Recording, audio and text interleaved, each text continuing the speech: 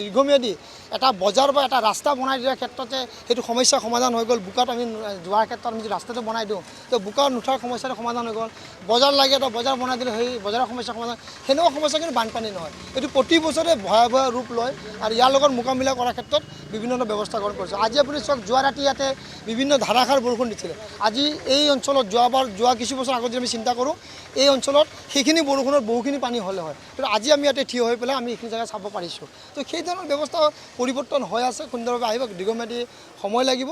তো সেইকাৰণে আমি এটা কোম্পানীক আমি দিছোঁ যে এটা এই ড্ৰেইনৰ যি আমাৰ গ্ৰেডিয়েণ্ট আছে বা এইখিনি চোৱা চিতা কৰাৰ ক্ষেত্ৰত এটা ছাৰ্ভেত আমি ৰিপৰ্ট ল'ম। ৰিপৰ্ট লোৱাৰ পিছত সেই নলা নৰ্দমাখিনি বনোৱাৰ ক্ষেত্ৰত ব্যৱস্থা কৰোঁ। নলা নৰ্দমা ঠিক হ'লে ইয়াৰ কৃত্ৰিম পানীখিনি ঠিক হৈ যাব। সেইকাৰণে ব্যৱস্থা গ্ৰহণ কৰিছোঁ। আপুনি যে গকুল পথত যোৱাবাৰ আমি ডাউন টাউনৰ বেকচাইডত যিটো আমাৰ অভিষেক বিয়া ভৱনৰ পৰা কাষেদি গৈ আমি কাৰোবাৰ নিজৰ মাটি দি তেওঁলোকে ম্যাদী মাটি দি গৈ পেলাই আমি তেৰিত আমি পানীটো পেলাইছোঁ। এতিয়া গকুল পথত সেইখিনি পানী নাই। ঠিক তেনেদৰে আমি ক্লক টাৱাৰ এটা কাষেদি আমি এটা নলা বনাইছোঁ, কেঁচা নলা। এতিয়া মানে এইবাৰ আজি নাই বুলি কৈ 25 দিনমান আমি আৰম্ভ কৰিছোঁ। সেইটো হোৱাৰ লগে লগে যে ছাৰ্ভে পানীটো যদি আমি পাম্পেদি তাৰ ওলাই দিব পাৰোঁ, সেইখিনি যায় আপোনাৰ লক্ষ্মীজানত পৰিব। লক্ষ্মীজানতো দেখাত মানে সন্মুখৰ পৰা বহুত ডাঙৰ আছে, বহুতখিনি আমাৰ বহুতে অকুপাই কৰি ৰাখিছে। সেইখিনি যদি আমি ক্লিয়াৰ কৰিব পাৰোঁ তো নিশ্চয়কৈ লক্ষ্মীজানৰ বহুখিনি পানী টানাৰ কাৰণে বহন ক্ষমতা বৃদ্ধি পাব। তো এই ধৰণৰ কথাখিনি আছে। বহুখিনি আমাৰ ৰাইজৰো প্ৰতি আমাৰ আহ্বান আছে যে নলা নৰ্দমা জাবৰ জোথৰ নেপেলায়, তেওঁলোকে যে সুন্দৰভাৱে নলা নৰ্দমা ক্লিয়াৰ কৰি ৰাখে। তো সেইখিনি গোটেইখিনিৰ সহযোগত, আপোনালোকৰ সহযোগত এইখিনি কাম হ'ব বুলি মই আশা কৰিছোঁ। এতিয়া দীৰ্ঘম্যাদী এটা বজাৰ বা এটা ৰাস্তা বনাই দিয়াৰ ক্ষেত্ৰতে সেইটো সমস্যা সমাধান হৈ গ'ল। বোকাত আমি যোৱাৰ ক্ষেত্ৰত আমি যদি ৰাস্তাটো বনাই দিওঁ তো বোকা নুঠাৰ সমস্যাটো সমাধান হৈ গ'ল।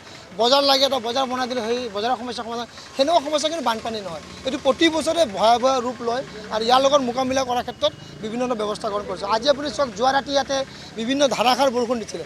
আজি এই অঞ্চলত যোৱা কিছু বছৰ আগত যদি আমি চিন্তা কৰোঁ, এই অঞ্চলত সেইখিনি বৰষুণত বহুখিনি পানী হ'লে হয়, কিন্তু আজি আমি ইয়াতে থিয় হৈ পেলাই আমি এইখিনি জেগা চাব পাৰিছোঁ। তো সেই ধৰণৰ ব্যৱস্থা পৰিৱৰ্তন হৈ আছে, সুন্দৰভাৱে আহিব। দীৰ্ঘম্যাদী সময় লাগিব।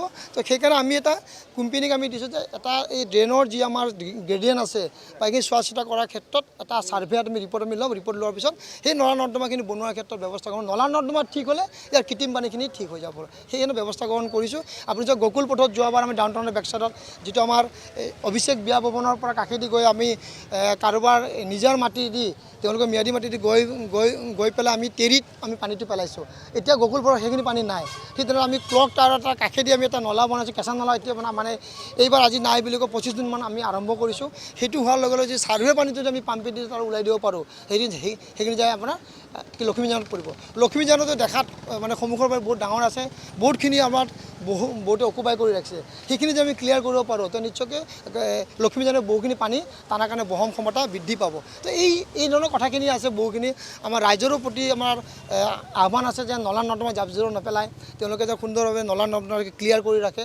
তো সেইখিনি গোটেইখিনিৰ সহযোগত, আপোনালোকৰ সহযোগত এইখিনি কাম হ'ব বুলি মই আশা কৰিছোঁ। যিকোনো খবৰৰ বাবে যোগাযোগ কৰক 7099017330 লগতে 7099017110 নম্বৰত।